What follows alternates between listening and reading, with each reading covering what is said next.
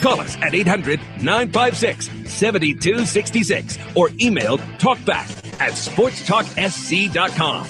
Now, here are your hosts for Sports Talk, Phil Kornbluth, Kevin McCrary, and Tom Hayes. Just running routes. I want to do better than I did last year, so route running. I've been in film on my iPad a whole lot more this year, seeing how defenses play, knowing coverages. I'm basically just taking my whole game to a whole nother level this year. And good evening, everybody. Welcome into Sports Talk, South Carolina Radio Network on a Friday evening from downtown Columbia. Back in the studio, I can hear the sirens going off down on Main Street. Something's happening on Main Street, Columbia. I come back into town, and they want to give me a welcome with the sirens and the parade and all that kind of stuff. It's really not necessary, K-Mac, but thank you for thinking of me being back in town. Yeah, you're welcome. They did. They're having I think some of your parade. Friends are having a rally there tomorrow over at the State House grounds. So you have fun out there. I rode by the State House, and my gosh, it's just totally looks different since the last time I was here. There's nothing blocking my view of the State House from Main Street now. They cleaned up the lawn. No, I mean how much did you pay attention to? But now you do. And I'm watching it come down last week. We talked about on the show. We had the football filibuster with the governors, two guys that were there front and center when it came down. But it was an interesting day in South Carolina on Friday. It's been an interesting couple of weeks. But welcome back to the studios. You've been back. Yeah, it's good to be back in the studio. K-Mac's here. Professor Tom Hayes, he's on vacation now. You've had your vacation. I've had mine. Pro is having his. The steak man, Graham Pope, he's on a little baseball trip to Atlanta to watch his beloved Cubs. So we have Larkin Belton behind the bulletproof glass tonight. And you know what? We will take your phone calls. 800-956-7266 is our phone number. Outside of our visit with Monty Dutton at the bottom of the second hour, we're wide open for your calls. So a good chance to jump on board and share with us your thoughts about everything that you heard from SEC Media Days, what you're expecting to see and hear for the upcoming ACC football kickoff Monday and Tuesday in Pinehurst, North Carolina. We've got the all-SEC preseason team announced today as voted on by the media. That was at Media Days. We'll share that with you. 3 Gamecocks are on that team. Rain and darkness interrupting play at the British Open. We'll update the leaderboard. Dustin Johnson, is this the time he breaks through, K-Mac, or is this another heartache just waiting to be played out? He's showing something to come out there and play the way he has, and he was paired with Jordan Spieth. That would have been very easy for him to crumble and have to deal with all that. And I've watched him, and he looks very good watching these early rounds. So hey, I'm not going to bet against him. I'm pulling for him, and I still, granted, this prediction was shaking a little bit, but I think Dustin Johnson's a multiple major winner before it's all said and done. He has that kind of talent, and he's showing it. Yeah. All right, we'll update the leaderboard. Good day for Carl Edwards up at New Hampshire. He wins the poll. Tell you about that coming up as well. And your phone calls. Load them up. Let us hear from you. 800-956-7266. Sports Talk on a Friday night.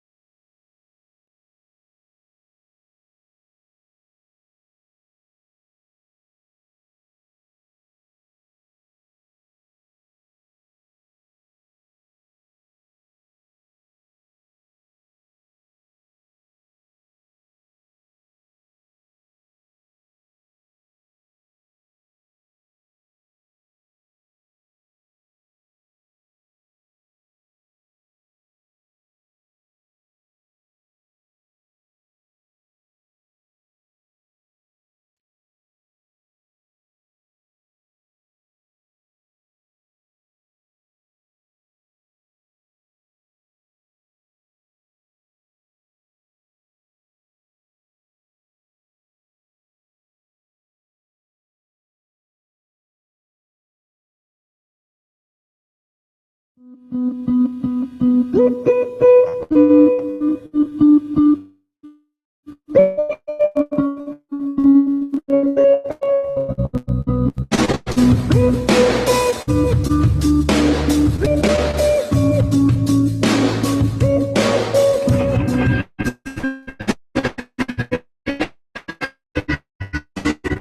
Woods continues to ugly it up at the British Open.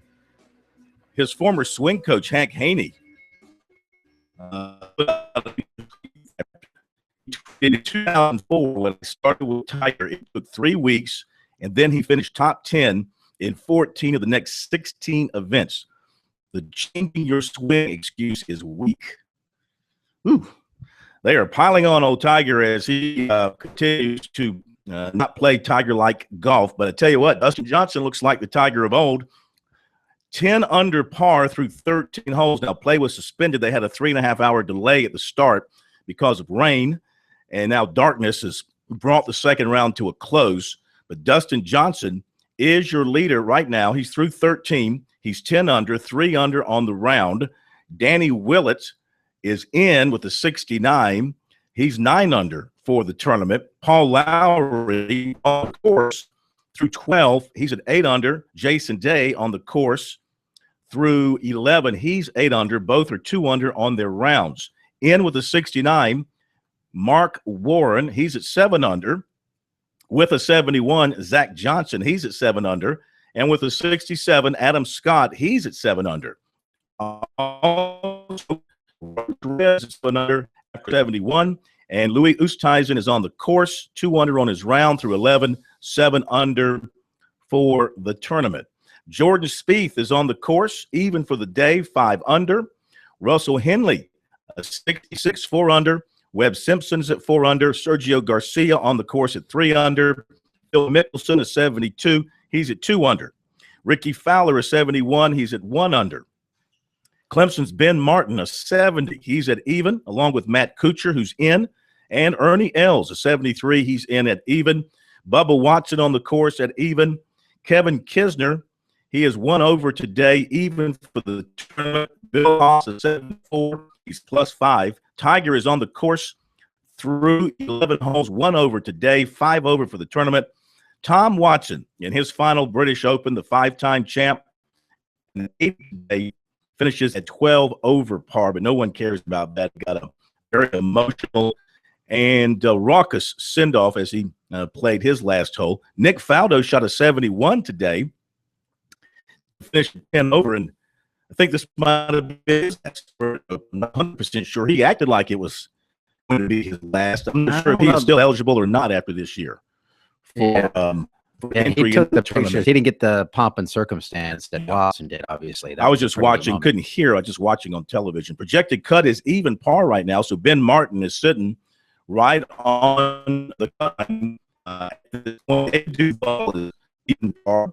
He's playing in this tournament.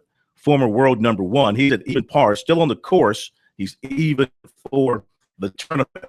Football recruiting in detail a little bit later on, but USC picked up a defensive end commitment today from Cecil Stallings, 6'5", 250. He's out of Tucker, Georgia. Had a good first South Carolina Tennessee for his top 2 at the end of the day, and he committed to the Gamecocks. We'll give you more details on all that coming up a little bit later on in recruiting. The SEC team, the SEC. All SEC team is voted on by the media. Released today, 3 Gamecocks make the team. And they are Pharaoh Cooper. He makes the first team. He makes the second team. And Brandon Shell, he makes the third team. So no Gamecock defenders on the preseason team. That maybe more on the third team. I could see him on the second or third team. A lot of good defensive players in the Southeastern Conference, though. Not many of them right now on South Carolina's side of the ball. Your first team quarterback is Dak Prescott from Mississippi State. Future SEC champion, Mississippi State. Absolutely. Running backs are Leonard Fournette of LSU, Nick Chubb of Georgia, Receivers are Laquan Treadwell of Ole Miss and Quill Williams of Auburn. You might be wondering where is Pharaoh. Pharaoh was a special team, label him as the specialist. Yeah, the all-purpose player is where he made it, not as a receiver. All-purpose player. The tight end is Evan Ingram from Ole Miss. Offensive lineman Cam from Alabama. Laramie Tunsil of Ole Miss, if he's there. Liddell Alexander of LSU. John Theus of Georgia and Ryan Kelly of Alabama. Second team quarterback was Gary Johnson of Auburn. Third team Joshua Dobbs from Tennessee. Your first team defense from Miss Sean Robinson from Texas, Carl Lawson of Auburn, Reggie Ragland, Alabama, Jordan Jenkins of Georgia, Kurt Magid from Tennessee.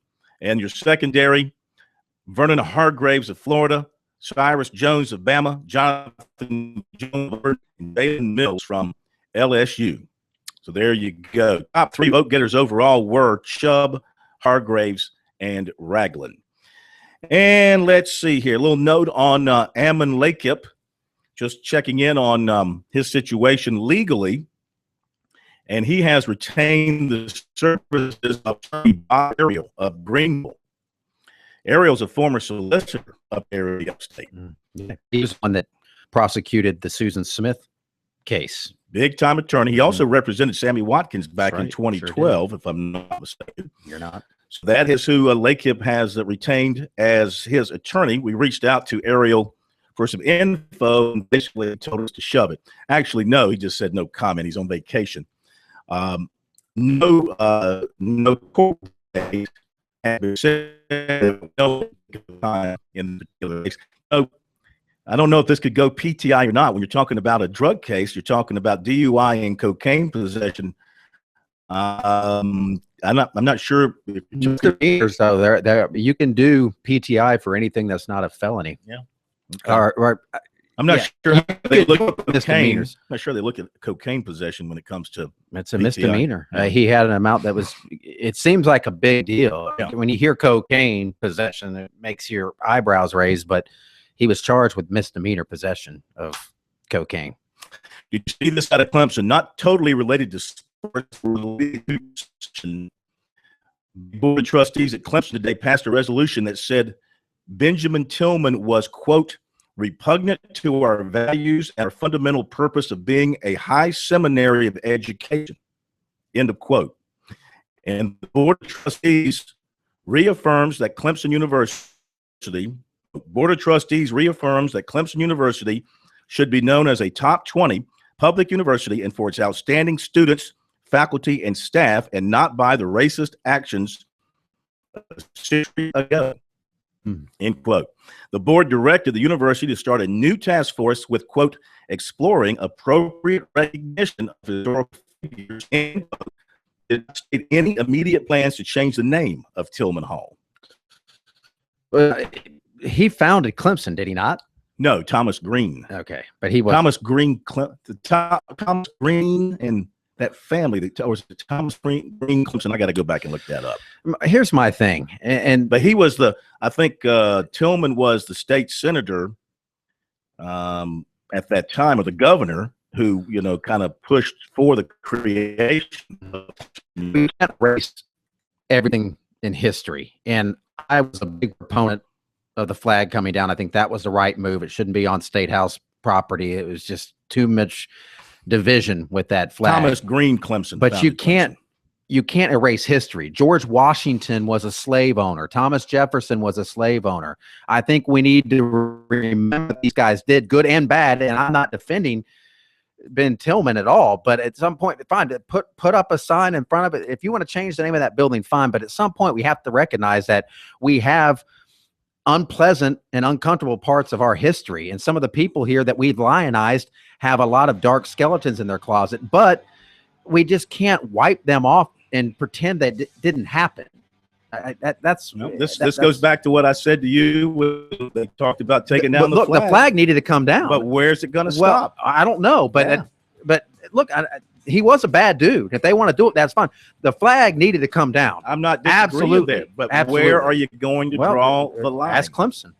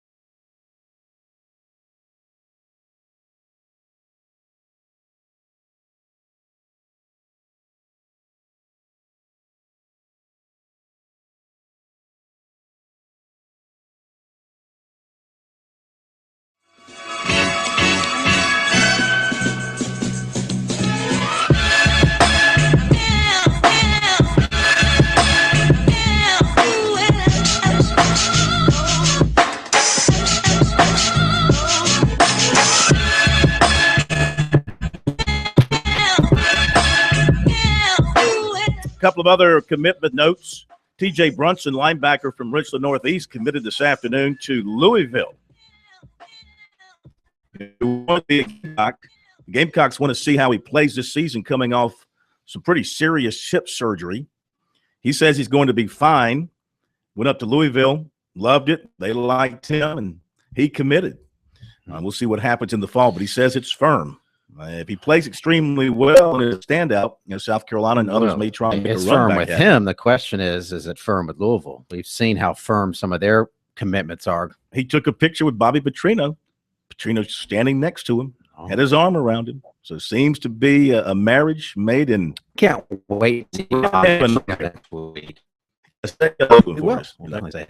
Also, Clemson in baseball has picked up a commitment from a right-hander in the 2017 class, Matthew Mancino. He's out of New York State, and he commits to Clemson for the 2017 class. Apparently, guys, they are getting calls from really top-notch prospects in the 2017, 2018 classes now at Clemson. Monty Lee, now that he has a staff in place, they are making inroads. Where they're finding the challenge is that this year's class, most of those guys have already signed it, gone elsewhere, so they're kind of scrape around head. They're really kicking butt.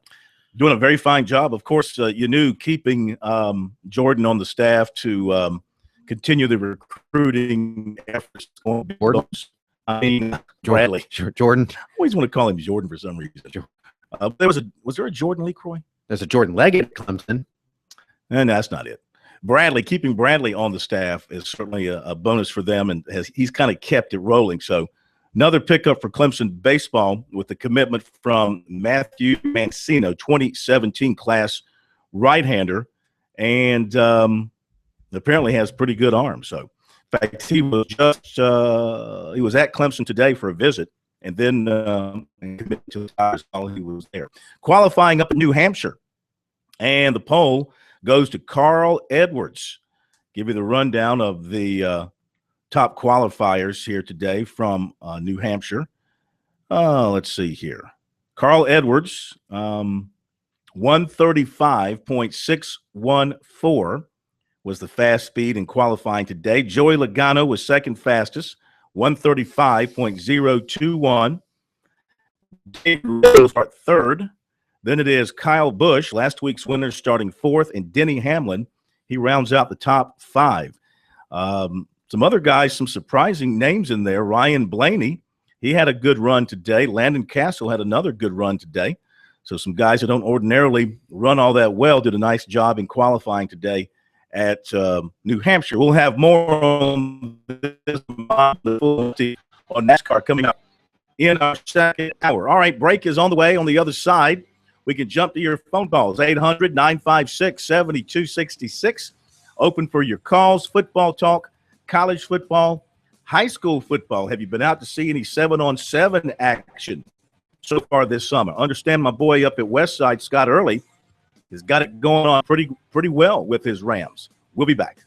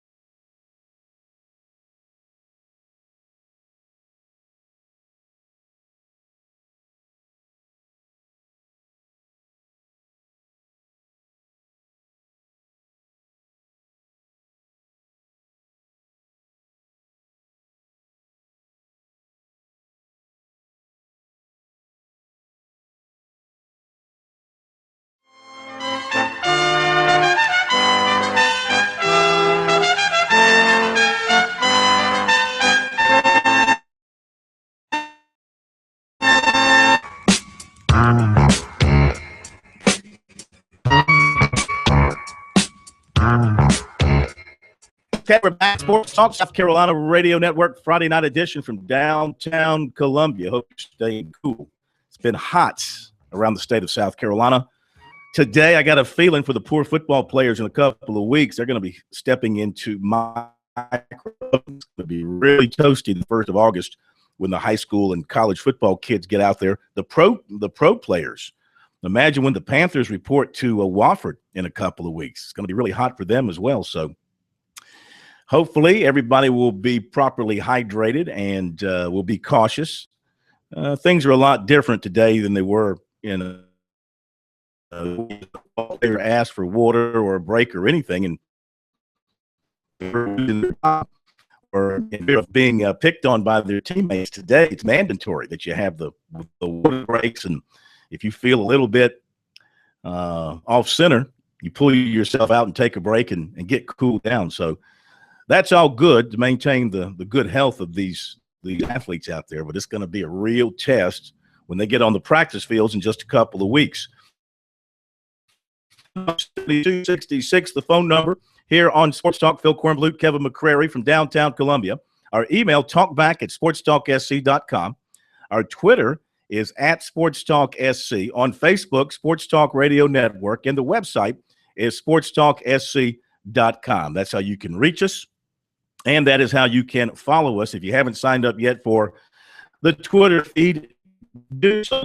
And, of course, the website, if you lose us over the airwaves, you can catch us there. We have the audio feed in the upper right-hand side of the web page. And at the bottom of the page, we have the video feed where you get to see the completely tanned corn. You ever seen me this tan before, K-Mac? Looks good, doesn't it? I really don't pay attention to your bronze level. Sorry. Yeah, that reminds me of the comment that Tommy Bowden made one time about his daughter, where he let's not go back. Well, he just said that he down knew every he bad said he path. knew. Remember that? I do. You don't know my tan lines? Never seen my tan lines. So thankfully, I've not seen your tan lines. I feel like this is one of the best tans I've ever had. Coming Yeah, back from we've vacation. had a few calls off the air saying stick to sports tonight. And normally I just kind of laugh at the. Let's stick to sports, please. Let's get back to sports. It's Friday in Quickly. July. We're doing the best. Oh we my can. goodness. Let's talk about anything other than your tan lines. The ACC kickoff begins on Monday. Actually, Sunday, they've got a golf tournament in Pinehurst. K-Mac will be there Monday and Tuesday for that. Monday, he'll be meeting with players, and Tuesday, he'll be meeting with coaches. So the question now is, as we shift from the SEC to the ACC, we turn our – where do you think media is going to vote Clemson? Is it just cut and dry? They're going to be second in the Atlantic Division. Anybody going to vote Clemson to be number one? Jump past Florida State, considering, Florida State's got a little bit of a quarterback question going on. They got a little bit of a running back question going on with the arrest of Cook. I know they've got a lot of good players returning, obviously, and they're deep and they're talented, but they do have to play at Clemson. Do you maybe give Clemson a second thought as being the team to beat in that division with their offense? Mm-hmm. With Deshaun Watson and with that game being in Death Valley? Do you think, well, you know what? Clemson can beat Florida. Should beat them in Tallahassee last year. Shoulda. Didn't get it done. Get them at home, beat them, and you feel like you got a chance to win the whole thing. Of course, they still got to go to Louisville, got to play Notre Dame. Notre Dame doesn't count in the league standing. But anyway, do you give Clemson much thought as maybe being the team to beat in that division? I think you've got to give them a lot of thought. I think it's going to be a very close vote between Clemson and Florida State. And given what's happened off the field with Florida State, just clouds people's perception. Mm-hmm. And we don't know what's going to happen with Cook. And you read into that, and he might find an out there where he's trying to claim it wasn't him, and the girl misidentified him, and the girl, according to the police report, was intoxicated. So Florida State might take a hard stance and punt him off the team anyway, or he might be around. But regardless, whether Cook's there or not, they're going to be really good, Florida State. And Clemson's going to have a really good offense. I'm really torn. I don't know. If you put a gun to my head right now, who would I pick? I might pick Clemson just because they are playing at home. I like their offensive pieces. I think they're going to be good on defense. They just don't have the depth that you'd like to see maybe on defense. They have some inexperienced guys that might be really good. They might have some superstars, and they have recruited so well. I was sitting and talking to Tony Elliott, and you're talking about Deshaun Watson. You're talking about Artavis Scott. You're talking about Mike Williams and Wayne Gallman. And then you remember, oh, wow, he's got Deion Kane coming in there. This guy is supposed to be a big-time player. Wait, they have this 5-star kid out of Florida that everybody said was going to Florida and was never going to end up at Clemson. Ray McLeod, they're going to have him to throw in there. They are really going to have some playmakers out there. They've done a great job of stockpiling talent to where a guy like Taj Boyd can graduate last year, before last, and a guy like Deshaun Watson could step in there and be the next great thing. That's how you have a program right there. No doubt about it. No doubt about it. I mean, Clemson is they're not rebuilding. They're just reloading when it comes to their skill position players. Their offensive line is still going to be a question mark in my mind. I know Dabo said a lot of positive things about the offensive linemen, but I'm sorry. If you're starting a true freshman,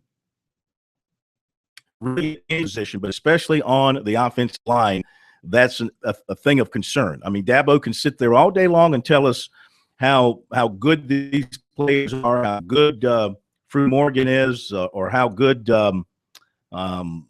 any of them are. And I think that you take it with a grain of salt when you're talking about freshmen, because it's going to be a whole nother gig for them. Now, working in Clemson's favor is they do have a couple of games where these guys can sort of sort things out and get used to playing in front of 80,000 people. Before they go to Louisville, and that's another team you have to consider in that race in the Atlantic Division. Never know. You cannot overlook Louisville. Bobby Petrino, I agree. And the offensive line concerns me too. Just the inexperience behind the starters. You're talking about a true freshman at left tackle, but I do think the style of offense that they run and Deshaun Watson, his ability to extend plays and really feel the pressure and get it out quickly to those receivers. If you start blitzing Watson, he can hurt you if you blitz him. And really, if you make him stand back there and throw the ball, he can hurt you. People tried it both ways last year. So that might help negate a little bit of the issues on that offensive line. If they can stay healthy, they just can't afford to lose another guy or two. They can't have Eric McLean go down, or they can't have Norton get dinged up. Then they can start running into problems with that offense, because the offense is going to have to carry the day, I believe. And I think the defense is going to be solid, but they won't be carrying the day like they did last year.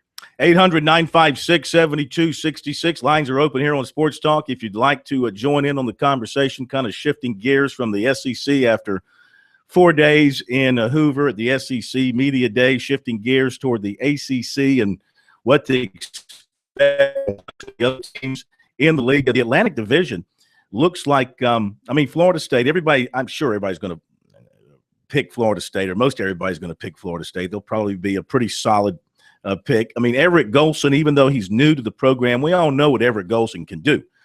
Yeah, and I know he had the turnover problems last year. I get that. But when he's right, he's right. Mm-hmm. And with the people he'll have to hand the ball off to, and even if Cook is not there, I mean, they've got Jacques Patrick and so many other great weapons coming in at running back. One place I think you can afford to be young and inexperienced is running back, because basically it's give the guy the ball and point him to the hole and let him go.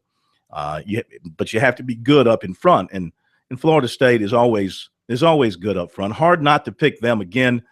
Clemson, Louisville, NC State, they are showing a great deal of progress.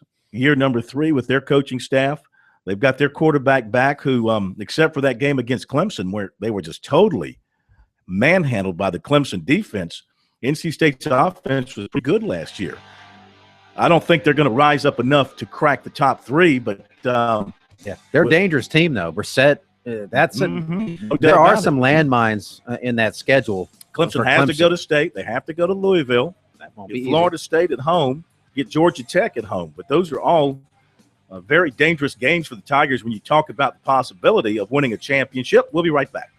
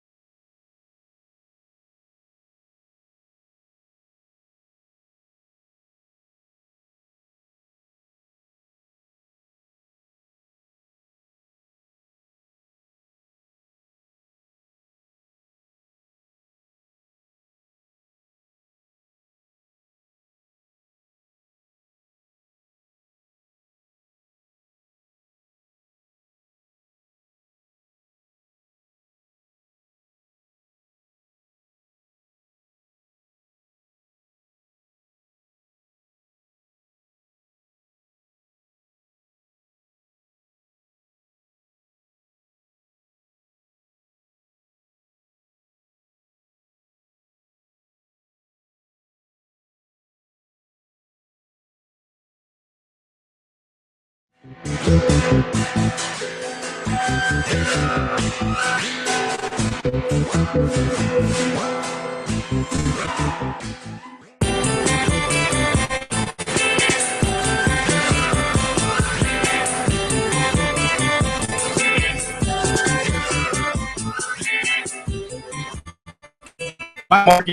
a little vacation as we get back to play after the All-Star break. So we'll do a little Braves report for him to cover for him while he is on vacation. It's the least that we can do for our buddy Mike Morgan. Braves report brought to you by Play It Again Sports off Bower Parkway in Columbia, where you pay less for more, and by Founders Federal Credit Union, helping South Carolinians attain their financial goals. Braves and Cubs open a weekend series tonight at Turner Field. And for the Braves, it will be Teheran going to the mound. And he will be facing off against Kyle Hendricks. And, of course, the Braves did not play well going into the All-Star break. They're now 42-47. They've lost 5 in a row. The Cubs have been a pleasant surprise at 47-40. Going into tonight's game, but they're still 8 games back in the division. They are a good young team with a great manager, and they their leadership now, their management seems to have a vision of the future for the Cubs, and not just to be a bunch of cartoon characters on a beautiful diamond at Wrigley Field. I mean, we're talking about trying to play some serious baseball at Wrigley and try and win a division and a National League pennant. So Cubs and the Braves, first of a weekend series tonight in Atlanta. Back to the phones we go, and it is Joe in Florence with us now. Joe, good evening and welcome into Sports Talk. How are you? Hey, guys. How you doing? We're doing great. Good to have you with us. Listen, I was just going to throw a quick comment, and I had to step out a while. You may have addressed it, but you were talking about Ben Tillman and Clemson, and I know that the Speaker of the House said yesterday the issue would not come up about memorial statues or anything else as long as he was Speaker. So I don't know that anything could or can be done until you get a new Speaker of the House. Well, then why did the Clemson Board of Trustees bring it up today? Because that's all they can do. I mean, they said, quote, exploring appropriate recognition of historical figures, but did not state any plans to change the name of Tillman Hall. But just making that statement sort of throws it out there for, people to perceive that as they will. I don't think they could change it without the permission of the legislature, is what I'm saying. I could be wrong on that, but it's a state institution.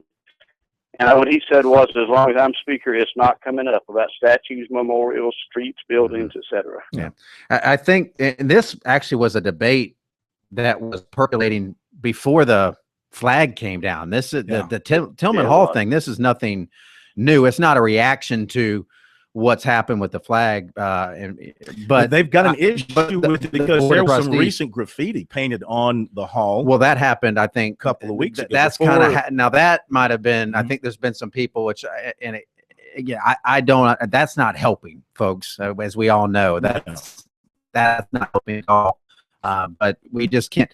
As somebody in our newsroom just pointed out to us, this is a governor of our state. Tillman. This isn't just somebody, and we all know that he has a bad part of his history, but we can't just erase everything that's happened in the state of South Carolina, in the South, and in the country for that matter, not just in the South. We all have to understand that. And I think right now, would be a good time for everybody just to take a breath and let's just go on about. Let's enjoy the upcoming football season. Yeah. But let's get back. But if they change the name, to me, it's a Clemson thing. I don't care. Yeah. But the monuments on the state, it's like let's just everybody. But if you change, they're not gonna. They can't. Like the caller said, they're not. The legislature would have to act. But if you do that, then you are opening yourself up, right, for who knows what else. Where does it stop? Is all I'm saying. Where does it stop? Can anybody draw that line in the sand to say, we're not crossing this? So far, nobody has. They ripped down the Joe Paterno statue up at Penn State, and now I think that haven't they put that back up now? They realize that okay, maybe they overstepped their bounds. People, there. It just the reaction to a legitimate problem. Sometimes that we do that as a society, overreact and go too far the other way, and then we have to come back and we kind of get it right. And I think hopefully we will just have gotten it right now. We can all take a breath. Thank you for your phone call, 800-956-7266. We're pretty open for calls, except for recruiting coming up here after the break. K-Mac, I know. First of all, I know the listeners. What I call go to the bathroom again during recruiting. I actually had to read the recruiting reports. And, I'm afraid it probably was not professionally done. No, it wasn't. Yeah. Not at all. It was very unprofessionally done. And by the way, feelings. Could you maybe parse those things down a little bit? You send me 10 pages. No, I don't think so. No spaces. No, I don't think so.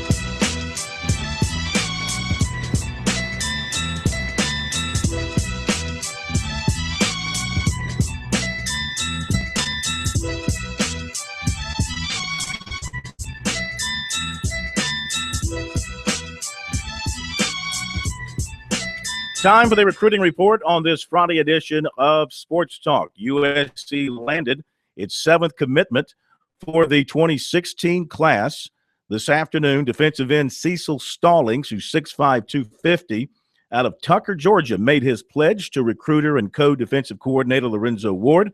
He's the first defensive lineman to join the class. He picked the Gamecocks over Tennessee. Some of his other offers: Miami, Penn State, Mississippi State, Wisconsin, Wake Forest, Georgia Tech, and Texas A&M. He attended USC's Junior Day in March. He also made stops at Ohio State, Tennessee, Auburn, and Georgia Tech in recent months. But he told us that he likes the feel at USC, thinks he fits there. He likes the system. And he said that he and Coach Ward, they have a great relationship. He thinks he can help the program. USC's been recruiting him for years. First offer, they were the first to offer. Tennessee and Texas A&M made strong pushes for him this spring, moved up high on his list, but the relationship with Ward, a major reason for his commitment. Defensive back Marlon Character of Atlanta has been busy making camp stops: Alabama, Auburn, Louisville, Georgia. Also 7-on-7 stops. He said Auburn and Louisville really were two schools that sat him down and talked the most about recruiting. USC has been one of his top schools. He is not sure if he'll make it to next week's pool party with other recruits. He's also considering going to Virginia Tech next weekend. He did talk to Lorenzo Ward yesterday, and right now he has USC, Auburn, and Virginia Tech as his top three. Might have a decision before the season, might wait until he takes official visits. Defensive lineman Malik Walker, 6'2", 270 of Montezuma, Georgia, was once a UCLA commitment, now back on the open market. Current top three, Clemson, UCLA, Eastern Kentucky, no order. Clemson invited him to tonight's cookout. He can't make it. He was at Death Valley for the Louisville game, and he's in touch with recruiters Brent Venables and Robbie Caldwell. They tell him, they compare him to Grady Jarrett. And he said he could see himself playing there. UCLA was his first offer. They've been recruiting him since the 10th grade. And he's planning on taking officials to Clemson, Tennessee, UCLA, and Eastern Kentucky. Offensive lineman John Simpson, Fort Dorchester, was at Tennessee today. As we mentioned earlier, linebacker T.J. Brunson, Richland Northeast, committed to Louisville. Defensive back Tony Butler of Lakewood, Ohio, named a top four of Clemson, Michigan, Rutgers, and Arizona State in no order. Baseball. Right-hander Matthew Mancino, Lanchmount, New York, committed to Clemson today. He committed after taking a visit with the Tigers today. As I mentioned, Clemson's got the cookout thing going tonight. You might want to keep an eye on Niles Pinckney, defensive lineman from Well Branch, possible commitment for the Tigers tonight.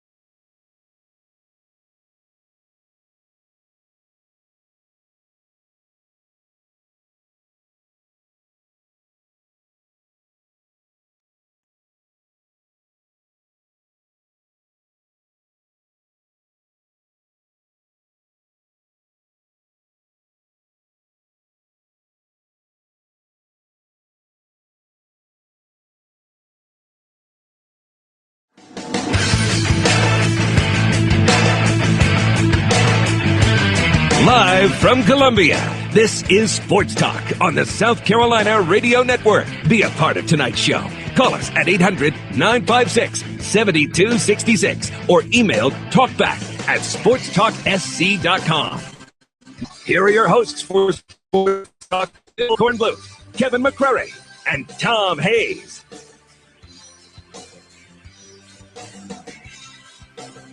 Okay, we're back. Hour number 2 of Sports Talk, South Carolina Radio Network. On a Friday night, heading into the weekend. I know you're ready to relax. Maybe get to the beach, maybe get to the lake, maybe get to the mountains, get anywhere you can to get out of this heat. Wherever you are headed tonight, make sure you keep Sports Talk with you. You got us over the airwaves. You can get us on our website, on your laptop or your computer. You can get us on your phone via the access on our website, or also at iHeartRadio, or the TuneIn app has many of our stations on there as well. So always a way to get us as you're traveling about if you lose us over the airways for one reason or another.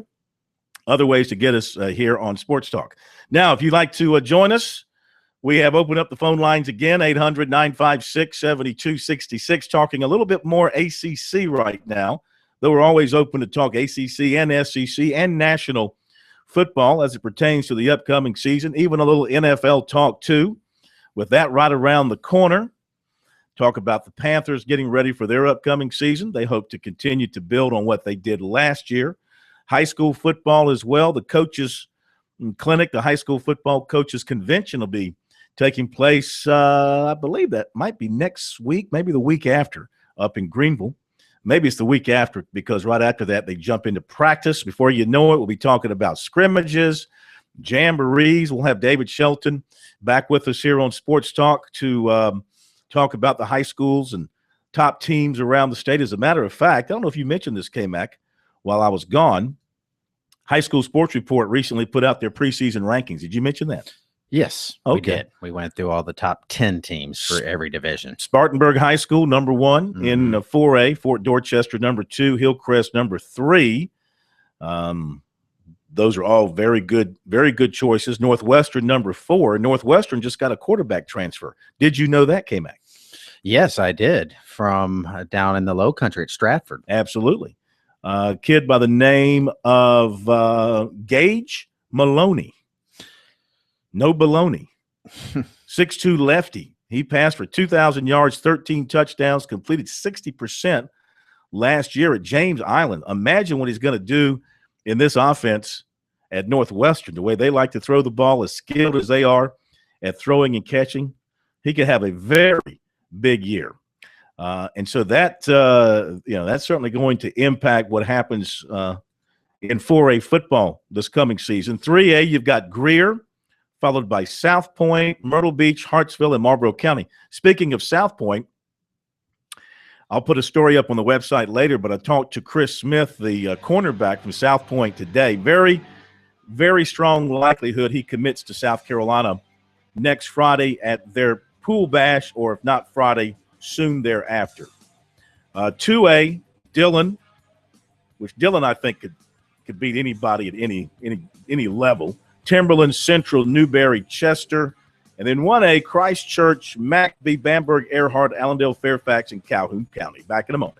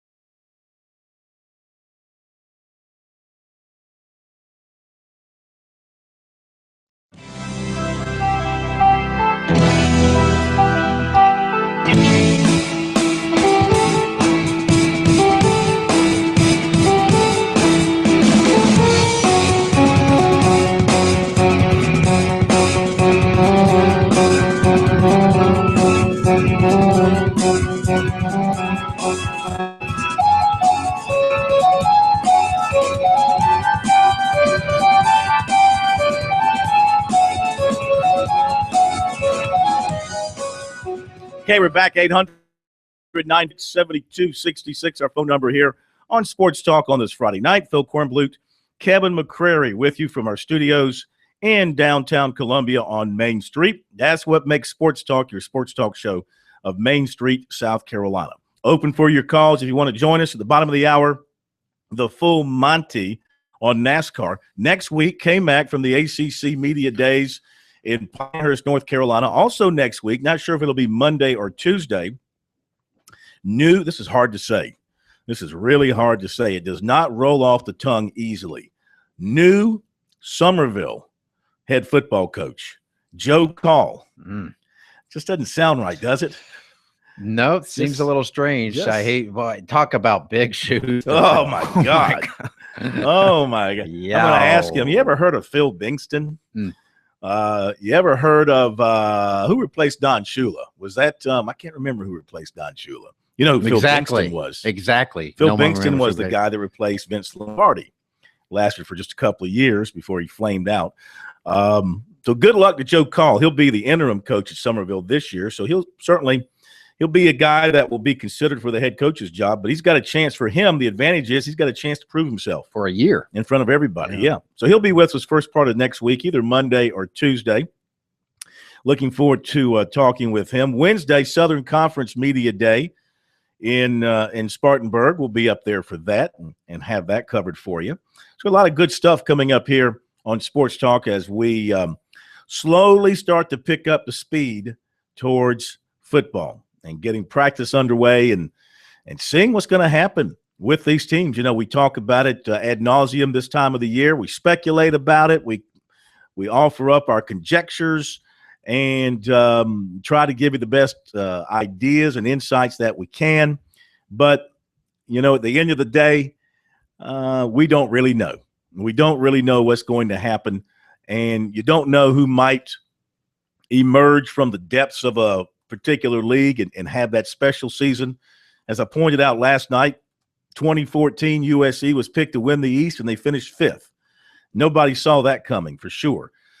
This year, the Gamecocks are picked to finish 4th in the East. Who knows? With a much improved defense and decent quarterback play, I like the possibility of them being able to run the football. I would expect Spurrier to play a more conservative style of play calling. Get the ball in the hands of Pharaoh Cooper in as many ways as you can. Who knows? They might be able to surprise some people. Now, I don't think, as I sit here and look at it, do I think they'll beat North Carolina? I'd say yes. I still think they're better than North Carolina on a neutral field. Will they beat Georgia in Athens? I would say no. No. But you know what? They're not going to be expected to beat at Georgia and Athens. Before that, should they beat Kentucky and Columbia? I'd say yes. Yes, won't be easy, but yes, they should. They should win that game. Will they beat Vanderbilt in Columbia after that? I'd say yes. They should. Yes. So I think if you ask Steve Spurrier today, though he'd love to be 4-0, if you asked him, would you take 3-1 to start the season? I think he'd sign up for that. As long as the game at Georgia is competitive and they've got a chance in the fourth quarter. Yeah. To show that a loss is a loss. That they can stand up with Georgia. 3-1. If they start 3-1, I think they'd be happy with that. Yeah, I would think so. Knowing the Gamecocks, they would beat Georgia, beat North Carolina, beat Kentucky, and then lose to Vanderbilt. But 3-1 is not all 3-1s are created equal, but I think that would be very realistic. Yeah, I think so. I think it's possible. And then you go on from there, and if you can stay healthy and you catch a break here or there, make your own breaks here or there. South Carolina, for them last year, they really did not make their own breaks. They could have pulled out a couple of more wins if they make their own breaks by getting a first down, by getting a stop, whatever the case may be. And they could not do it last season. That's why they ended up as poor as they were, barely finishing with an above 500 record. But you beat North Carolina. Actually, Vanderbilt's later on in the year. You beat North Carolina. You beat Kentucky. You lose to Georgia. You beat Central Florida. So you're 3-1 going to Missouri. All right, I'm not going to give them beating Missouri. So you're 3-2 there. That makes LSU huge. In Columbia, I look at that game. Of course, LSU with the great running back. Quarterback situation is up in the air going into the season. I could give South Carolina a fighting chance to win that game in Columbia. And if you do, you win that one. So now you're talking about 1, 2, 3, 4. You beat Vanderbilt. You go into your bye week, and you're 5-2 with losses to Missouri and Georgia, both on the road. Where South Carolina can have that surprising season is very simple. Win all your home games, including Clemson, of course. Mm-hmm. Win all your home games, and then just bring an upset on the road. Most likely either Texas A&M or Tennessee. They'll have 2 weeks to get ready for Texas A&M. Then they got to go to Tennessee right after that. Win one of those games, win all your home games, you've had a pretty good year. Very good year. Mm-hmm. I think that would be something they'd sign up for. I think that's going to be difficult to pull off. But yeah, that's a good goal. I think that's a real. If you're a South Carolina fan, that's what is a 9-3? That's a great right season. There. If you go 9-3, if you're South Carolina, that's a great season for this team. All the questions, what happened to them last year, to go into a bowl game with a chance to win 10 games. Mm-hmm. You know, to me, if they win 8 games in the regular season and go win a bowl game and finish with 9 wins, you got to look at that as a successful season if you're South Carolina, and you hope to have a great win in there somewhere. And despite the fact that they struggled last year, they played in a lot of great games. The SEC Network's doing the 20 great games, and it seems like almost every one of them is one of South Carolina. Now, a few of them for the wrong reasons, the Tennessee game, the Missouri game, the Kentucky game, but the Georgia game and the Auburn game, they lost that one. They were in some great football games last year, and they still managed to beat Georgia. They still managed to beat Florida. They still managed to beat Miami. So they had some big wins, but I worry about the offense. They had a 10-win offense last year and about a 4-win defense. They ended up with 7 wins. This year, I think they have a 6-7 win offense and maybe a 6-7 win defense and a 5-win offense. You know, I see 4 swing games for South Carolina in this season, and you know, the 4 games that could really make them an average team or let them have a very special year.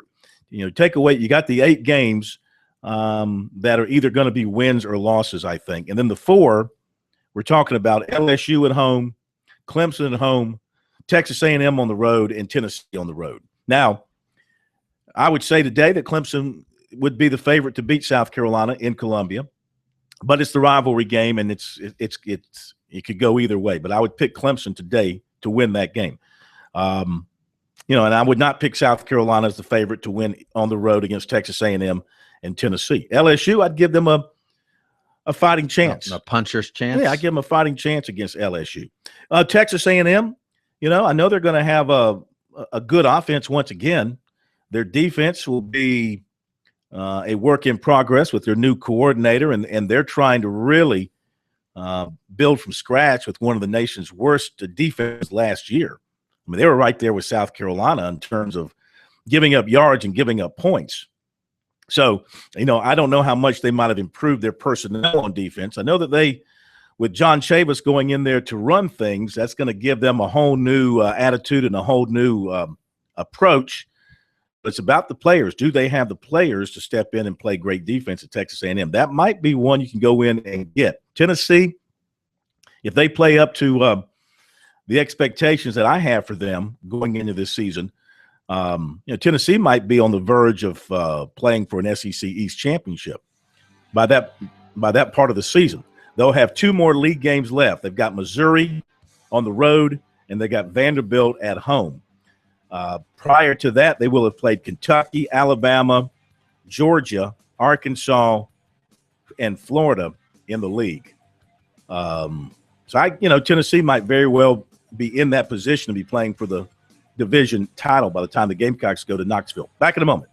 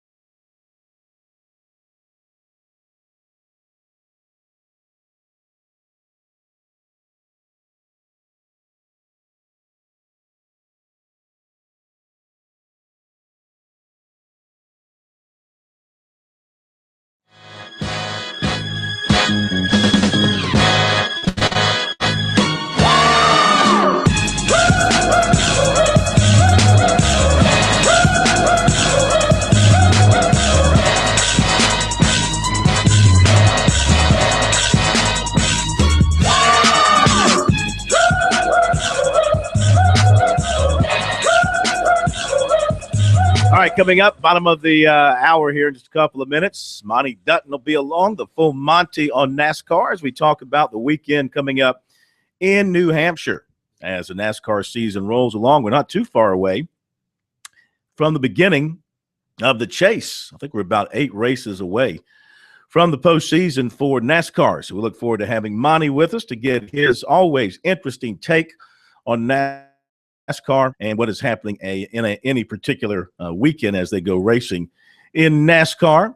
In the meantime, the phone number is 800-956-7266 if you want to join in on the program tonight here on Sports Talk. Came back to the Twitter feed. Remains very, very interesting and very, very hot. In fact, I see that one of our Twitter followers having dinner tonight at Schuler's Barbecue outside of Latta, which is on Highway 38 as you're going to the beach. I must offer up a personal endorsement of Schuler's Barbecue. I'm sure they appreciate that. If you ever get a chance, if you're on Highway 38, you're in that part of the state, you got to stop by there. They're only open Thursday, Friday, and Saturday, okay? They do enough business those 3 days. That's a lot. That's to make a standard ton for of your money. top-notch barbecue. Yeah, joints. exactly. They're usually got a only open huge Thursday, Friday, American Saturday. flag flying outside. Huge, up on a big, big flagpole. They were featured not too long ago on a show on CNBC, MSNBC, Profit, which it's on MSNBC, The Profit. You ever heard of The Profit? Not on MSNBC, no. Yeah. He's a guy, I think he's a millionaire guy, and he goes around to businesses and he buys into them. So he bought into this I place? think he did. He likes it. He looks into it, and if he likes it, he makes you an offer, buys into it, and then, he helps expand your business. But anyway, what have you seen on Twitter today that has caught your fancy? Oh, let's see. There's been more tweets about a place kicker in the offseason that I think we set a record. So we can just go through all those and ignore them. I saw the tweet, barbecue joint. It's not really a joint. We don't like to call it a joint. It's a restaurant. Latta doesn't have joints. Why not? We have restaurants. We have fine dining. Okay. Yeah. Pelion might be full of joints. Joe says, looks like Petrino's treatment of the running back Colburn last year has not affected them in the state. Talking about their latest. Yeah. Getting TJ Brunson. Yes. Mm-hmm. We'll see. In a response to what we retweeted, a Yahoo Sports tweet about Florida State, the president wants the players to take a social responsibilities class. And somebody responded to us, do you really want players that you need to teach that to? Yeah. Well, apparently at Florida State, I put Don't Abuse Women 101 might be a class now offered in Tallahassee at Florida State. Yeah. Will that count towards the major? Yeah. Would they use that to keep their APR up? Is that how that would work? Another tweet on the Brunson commitment. Get it in writing, kid. Don't get Petrino. Yeah. There's a lot of warnings coming up. Well, the thing is, schools are cautious about his hip. And if the hip isn't good, being an out-of-state school, they can easily forget your commitment. This is not something that would be unusual. Hopefully that won't happen.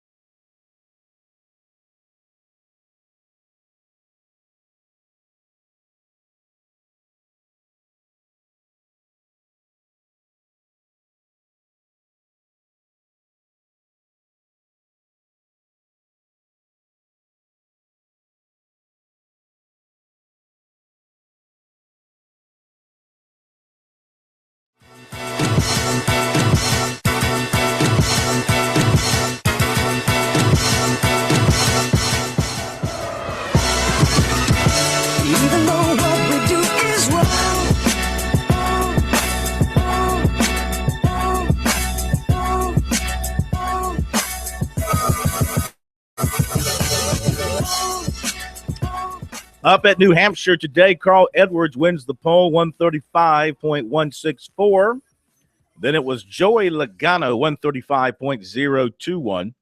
David Reagan, the same speed, but Logano will start second, Reagan third. Kyle Busch fourth, Denny Hamlin fifth. Kurt Busch, Jimmy Johnson, Matt Kenseth, Casey Kane, Brad Keselowski.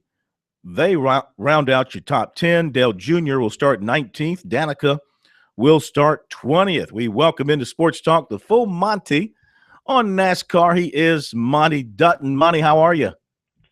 Great, Phil. I've had a wonderful week I've gotten a whole lot of work done, mainly because the All-Star break, so I wasn't watching ball games every night. So yeah, I got a lot of work done. I got a lot of cultural things too. Without baseball, I've been watching PBS documentaries and old movies.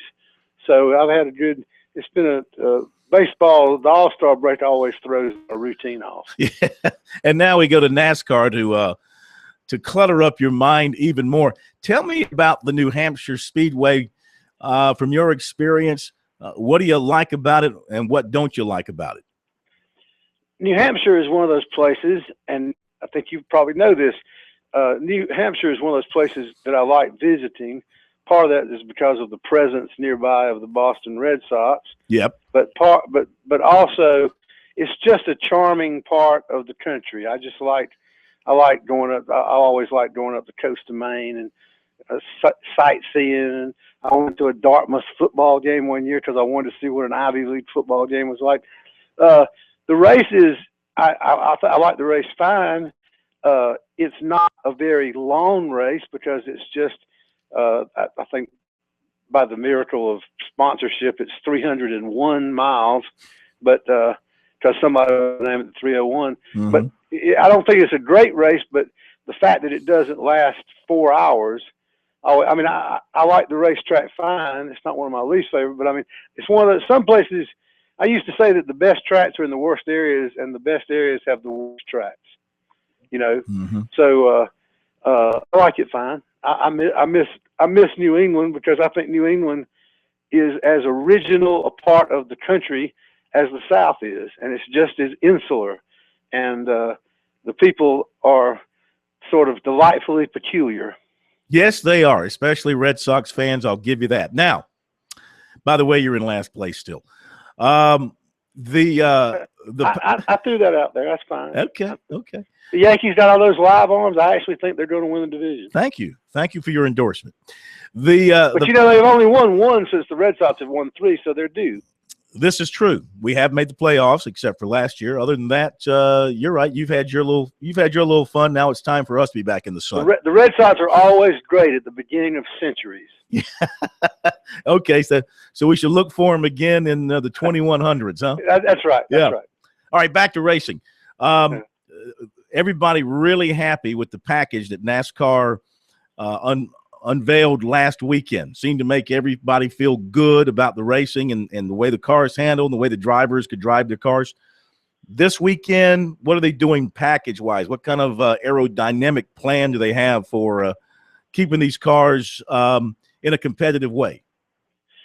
This is the same package that's been in place all year. However, as a general rule, a track that is not that large and is fairly flat doesn't have as much dependency on aerodynamics, and so I don't think the package has as much effect. Mm-hmm. I also think that NASCAR for the first time this year is riding a real wave of, they've had several really compelling races in a row. You've had this race this past weekend in Kentucky, which was the first that it worked.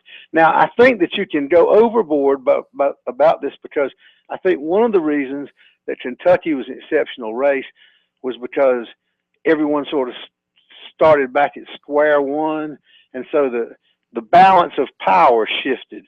The Chevrolets lost their dominance, but that's probably a fleeting thing. Mm-hmm. You know, I'm saying whenever you change things, sometimes some people find that it made it a little bit.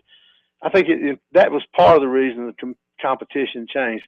I also think, by the way, that they have this experience. They're trying a different package at Indianapolis next week, And I don't think that we're far away from there sort of being different rules for different tracks changing constantly, sort of customized rule changes. And that might be good to be expensive for the team. That's what I was going to ask you. That was going to be my next question. Is the day coming where for each track, of course, you go to some tracks twice, but for each track, there is a designated aerodynamic rules package that they implement race after race? Well, I don't think it'll be quite that dramatic, but I think it might be that you'll have one set of rules for mile-and-a-half moderately banked tracks, and I think you might have another set of rules for short tracks and another set of rules. They've done that at the restrictor plate tracks for some time. I don't think they'll tinker as much because it places where aerodynamics isn't as effective. But I mean, I think we're going to see, you know, back in the 80s and 90s, NASCAR tinkered, but they didn't tinker for everybody. In other words, back when Bill Elliott was running away with races, they changed the rules to try to make the Chevys a little faster and the Fords a little slower. But now it's more or less they try to come up with a package that works for everybody, mainly because the different mates, the cars are more alike than they were back in those days. All right, so in your top 5, Edwards wins the pole, and Busch is 4, and Hamlin is 5. You've got 4 Toyotas in your top 5, and 3 of those are from Joe Gibbs Racing. What gives with Joe Gibbs Racing at this track this weekend? Well, it's a great team that's finally finding its stride. They were a little bit off at the start of the year. I think Logano is in a Ford, and the Penske continues to be, you know, the Penske Fords are strong, but the Roush Fords aren't. But I think that we're at sort of a time of the season where people who were behind early have caught up a little bit. And part of the increase in the quality of the racing is due to that. So I think that it's easy. For instance, here's something that I think needs to be addressed. The next time that we know that the rules that we use in Kentucky are in place will be Darlington. Now, one of the reasons that Kentucky worked so well is that track is unbelievably wide when you look at it. Darlington is a sidewalk compared to it. I think it's entirely possible that all those cars that were sliding all over the place at Kentucky are going to be bouncing off each other at Darlington. So I think that we might see a race at Darlington that has a lot of wrecks, but it also might be it might be a setup that a lot of the teams aren't as happy with because they have a hard time getting out of each other's way. All right, who's your pick for Sunday? I think that I think one of the Toyotas is going to win. Edwards won the pole rather effortlessly. He was kind of like just goes out and run a lap, fast one in each round. And so I think he's a big threat, and he's going to be my pick. But I think Hamlin or Kyle Busch are other strong contenders. Monty, as always, we thank you. Have a great racing weekend, and we'll talk to you next week. All right. Thanks, Phil. Thank you, Monty. Monty Dutton, besides the fact that he is a Red Sox fan, otherwise a nice guy. Monty Dutton, the full Monty, here on Sports Talk with our NASCAR update and our NASCAR insight. Yeah, the Joe Gibbs team, whatever they were doing in the shop this week, they rolled out some fast cars at New Hampshire with Carl Edwards on the pole, Kyle Busch starting 4th, and Denny Hamlin starting 5th. Toyota's showing up quite well. They've got 4 of the top 5 and 5 of the top 8 in qualifying today at New Hampshire. Thank you, Monty Dutton. Don't forget, you can go to Monty's blog and read his racing thoughts and thoughts on other things. It's Dutton.com, MontyDutton, MontyDutton.com. Braves and Cubs underway. Cubs have a threat brewing in the first. Runners on the corners, 1 away as they play in the top of the first. Back in a moment.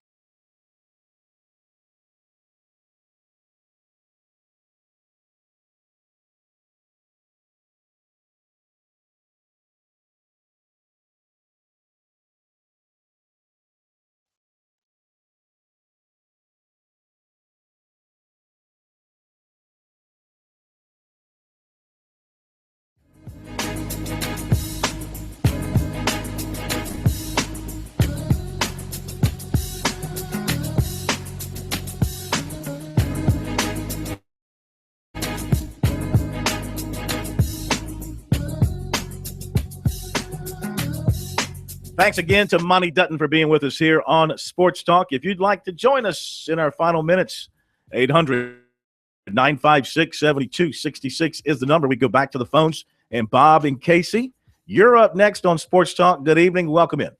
Good evening. Thank you very much, Kevin and Phil. Yes, sir. I sent you a quick email today off of attyahoo.net. Conference USA will be getting a new commissioner. I didn't know what time you got back from Hoover, if you had a chance to breeze through them. I didn't know Tom and Graham Pope were going out of town, but Conference USA, I don't know if he was fired or he resigned or it was due to illness, but I know they're not one of the Power Five, and they're not big news here in Clemson and Carolina Gamecock country. But Conference USA will have a new commissioner. So okay. Just FYI, you want to look it up? I don't know. Okay. What else you got for us? No, that's just it. Have a great weekend, guys. Great show as usual. All right, sir. Have a great weekend. Thank you. Hopefully we'll talk more football and less about the flag come next week because we're getting closer and closer to kickoff. Feel like it. That's going to be the case. We'll get the shift towards the ACC this week. They're all going to be in Pinehurst, players and coaches alike. They'll be there for pictures. They'll be there for television. They'll be there for radio. K-Mac will be there. He'll have a chance to talk to the players. Besides the Clemson guys, have you kind of pinpointed some of the other players that you want to talk to? Do you know who you want to I'm sit not down going with? up there with the wife, so I can talk to the Florida State guys, I guess. Hey-oh. Women, they might be the Oh, I get it. Yeah, cheap shot. Might as well troll Florida State. Mm-hmm. But definitely want to get to the Florida State guys. The Louisville guys, I'm fascinated by Louisville. I hope to get to meet Bobby Petrino. Never met him. Never got to talk to him before, so I will say this. I get why Clemson wants to bring a couple of seniors, and I have no problems with bringing McClain and DJ Reader, but you have to bring Deshaun Watson. You really do need to bring him up there for the league's sake. The league needs a guy like Deshaun Watson. All the stuff with Jameis Winston, who was their best player the past couple of years.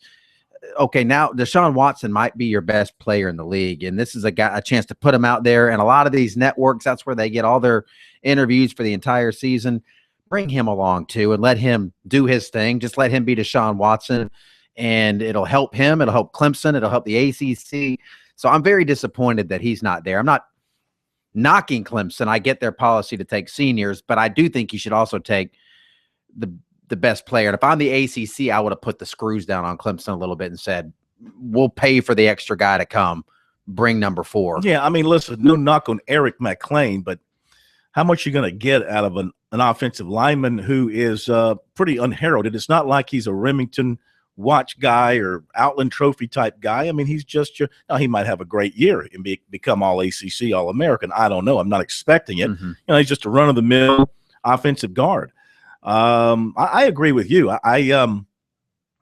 Clemson's PR people are very savvy people, and Tim Beret has never, ever in his professional life missed on an opportunity to promote a player to higher standing. And no, is this going to make or break any sort of preseason or postseason accolades for Deshaun Watson? Absolutely not.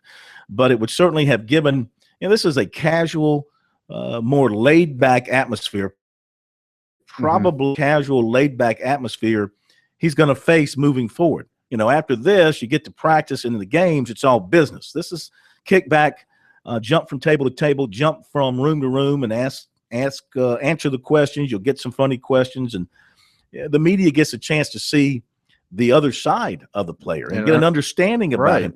Georgia didn't bring Nick Chubb, and a lot of people were not happy about that among the media. And, Mark Richt said kind of the same thing. He's a sophomore. He's a humble guy. He doesn't seek the limelight. He doesn't say a whole lot. And I wanted to reward my seniors. I get that for 3-4 years. And maybe you can only bring 2, but they bring 3 in the SEC now. Well, they bring the 3rd is for the special story. Elliott Fry was there for the special story. This year. Last year they had 3. Was it 3? I believe they had. I believe they 2. Started with 3 last year. I always thought it was 2. It was but maybe it was 2 most of the time, but I think it was 3 last year. Yeah. This year, the new commissioner Greg Sankey came up with this idea of let's have a special story guy as our third guy. And that's what they did. The ACC still sticking with 2, right? Still sticking with 2. Yeah. So Clemson's bringing Reader and McClain. Not Watkins, Reader.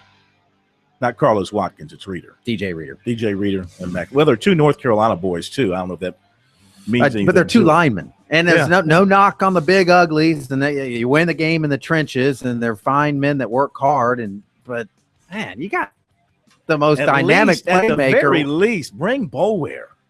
I'd love, Bring Boulware at the very least. This is a special do a phoner with him.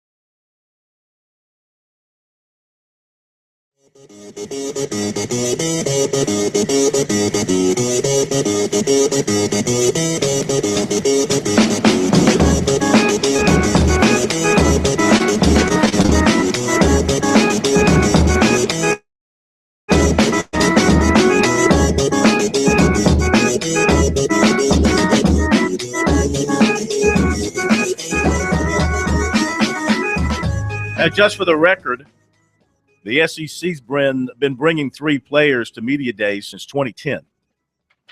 You know, the SEC, they're so into their media day. We have stats on their media day. We have notes on their media day. All-time player attendee list. All right, K-Mac, see how smart you are. South Carolina attended media day for the first time in 1992. They brought 2 players. Who's this now? South Carolina? Gamecocks. Yeah, their first year at media day was 1992. Who were the 2 players they brought? Goodness. I'll give you the. Here's the other interesting thing. They both have the same first name. They both have the same. Give me the first name. That'll give it away. I don't know. Will it? I'll give you 10 seconds. Was it Steve Tannehill? No. Was he? He was the quarterback. He was there. He was. I mean, he hadn't won the job yet. Was he the starter? That 92 year? Was the year that. Was he a freshman that year? See, I'm trying to get my years. You're going back. I think You're that putting was me back. You got to remember, I was a freshman in high school back when this happened, so I wasn't following. I won't drag this quite as closely as I am now. Ernest Dixon and Ernest Dye. And it would have been neat if one of the Dixon boys would have been there this year. Ernest Dixon, Ernest Dye. Now there's 2 Dixons on the team. That's right. Rob DeBoer and Ernest Dixon in 93 for the Gamecocks. Brandon Bennett over the top. Stacey Evans in 94. Steve Tannehill went in 95. So Tannehill he would have been a fresh 92, 93, 94, 95. That would have been before his freshman season. 95 was his senior year. That was Brad Scott's first year. Mhm. They won their first bowl game in 95. The first SEC Media Day was 1989. Ha! Ha! You know who one of the players was who went to Media Day as a representative in 1989? You'll never guess in a million years. Well, then just tell me. He's one of the most famous names in sport. One of the most think about it. He's one of the most famous names in sport, but he played college football. Think. This is a test. Think. You got to guess. It's Larkin. 59. Yeah. Got to guess. My brain checked out 2 hours ago. He played at Georgia. Bill Goldberg. Bill Goldberg. He was at SEC Media Day? Yes, in 1989. Bill Goldberg. I still would have never got that. One of the most famous names in sport. I don't know about Goldberg. Is one of the most famous names in sport. Come on, he is. Also very famous. If you would have said Dwayne Johnson, but that would have been Can we pull up the ACC guide and see if Dwayne Johnson ever shut up? Well, Miami wasn't in the ACC. No, that would have been Big East. Well, they're in the ACC now. Rodney Hampton. Emmett Smith was there in 1989. That's pretty good. Bill Goldberg. Okay. Thank you, Larkin Belton. Great job as always. K-Mac, enjoy the ACC. Looking forward to it. Look forward to your stuff from there. Thanks to all of you for being with us. Have a great weekend. We're counting it down to football. We'll see you Monday night.